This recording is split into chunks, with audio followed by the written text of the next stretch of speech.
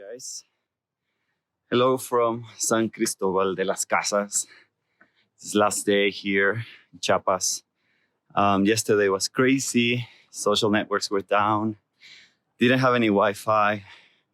Internet signal was terrible, but everything went great. Just wanted to give you a quick summary of what happened yesterday.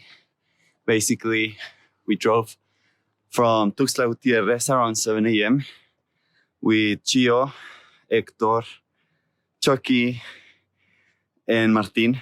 We went to Los Laureles, which is around, I want to say 2 hours and a half away from Tuxtla Gutierrez. And we went to this tiny locality, community that we helped, where we built 15 homes.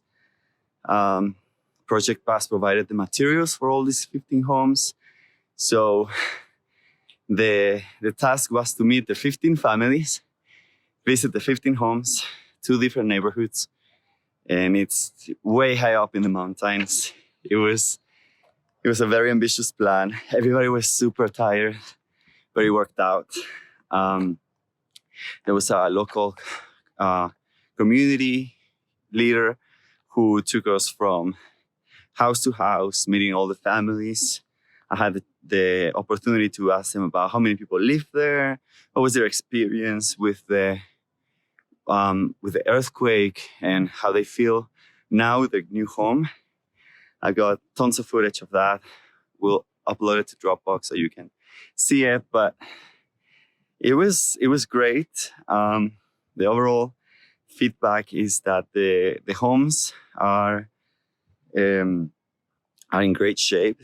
They're made out of bricks, and they have 1 living room, 1 bedroom, and a small outdoor areas where they can create their kitchens.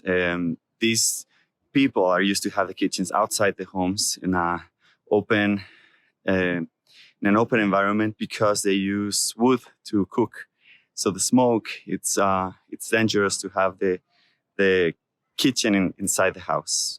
So that was a great experience. I met the entire families. There were kids everywhere, and it was just a beautiful experience. Super tired. 15 homes was kind of a crazy plan. But you know what the overall feedback was, that they're very, very thankful for all the help that we provided. These are very poor families. They live in such a segregated area that it's hard for them to have a job. They literally just farm wherever they can consume for the year. They do mostly corn, and then they do also coffee. But there's been a terrible problem with their coffee crops dying because of this fungus that killed entire plants. So because these people don't produce to sell, the government doesn't put them in this program to help them save their crops. So it's a big problem. And so now they have left is corn, which they have to accumulate in boxes for their own families' use for the rest of the year. And that was pretty amazing to see how they are, so far away from civilization and so far away from everything that has to do with technology. All they have, if anything, they have TV. No internet, of course, no phones. So that was kind of intense and interesting to see.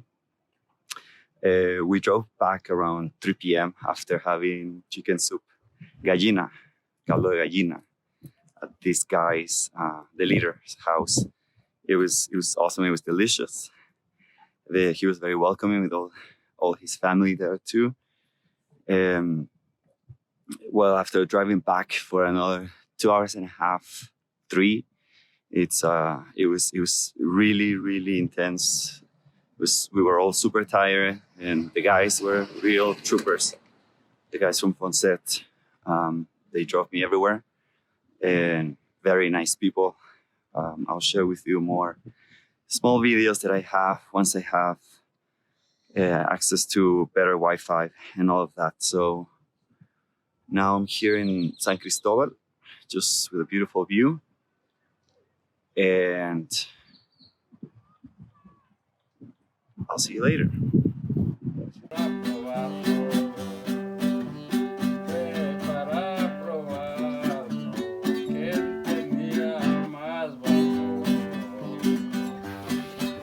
The thing I wanted to share with you is like these families are so grateful. They just don't have the means to build a home. They all have terrible stories.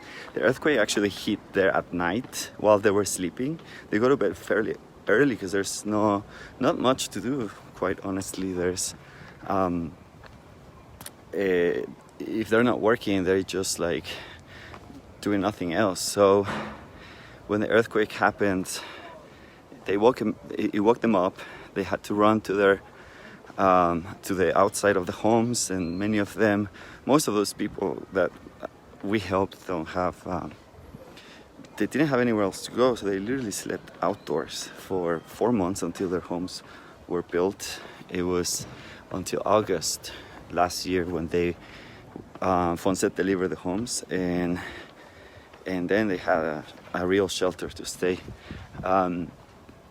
What's impressive is that because there's not like real jobs here, they don't have the means to build new homes. So they literally just rely on help from people like us to build what they have now. And it's crazy. Like one of these persons told me, like, we just if you guys didn't help us, we would probably never have these. We would never be able to afford or to even dream to have a house like this, because we just don't have money.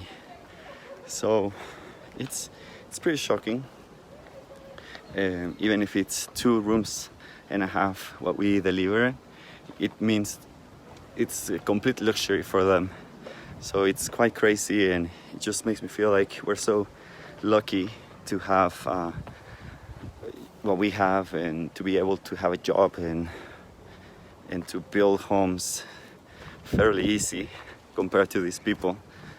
So yeah, I just wanted to share that with you.